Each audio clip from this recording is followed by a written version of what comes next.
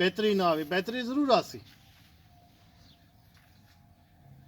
देखो जी, अगर 45 किलो वजन आंदा हाजी साहब के घर, इन्हां दे मझ का जो बच्चा आंदा पिया वो 45 किलो का, तो जो भाई उन्हें दसा ने भैन 20 ते 25 किलो आंदा, तो जिले कट्टे के तैयार थी होना, इस वाले वजन ज़्यादा करना या 20 किलो वाला ज़्यादा वजन करना, इतनी तो समझ आती है ना सानू।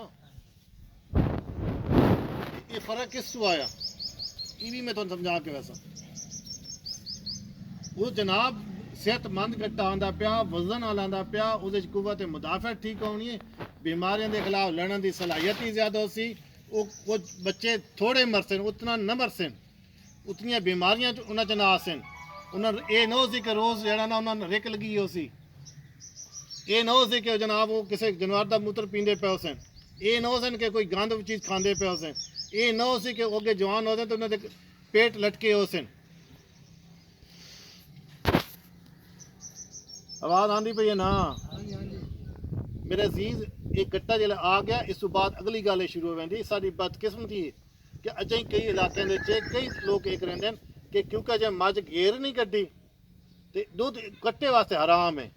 गेर कटसी जानवर पाक हो सी, दुध का पाक हो, उस तो बाद पिलावना सा। यार गेर का तो कोई तल्लक ही कोई नहीं इस नाल।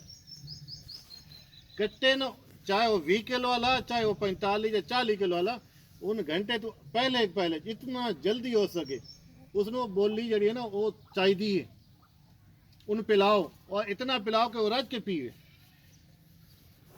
ये खाली उस वास्ते माँ का वालदा ना हो, एक उस वास्ते तोहफा। असा बदकिस्मती नाल बोली काट के रिश्तेदार तकसीम करने, तोहफा देने जनाब ये सारी मझ गां सूई है तो लिहाजा बोली ने अपनी बोली बना के खाओ पियो। वो जनाब साढ़े वास्ते तोहफा नहीं, उस बच्चे वास्ते तोहफा। उस सारी कुव्वत मुदाफत आँदी पी होंगी जेह्ड़े बच्चन चाहिए होंगी है। उन पीवन दो और घंटे तो पहले पिलाओ, क्योंकि ये निज़ाम है। घंटा इस वास्ते आता बैठा कि इंतड़ियां दे जज़ब करने वास्ते वो जो टाइम होंदा निज़ाम है ना, वो घंटे तो पहले पींदा वैसे वो सारी चीज़ां वो अंदर जज़ब थी वैसे, वो खून शामिल होनी वैसे।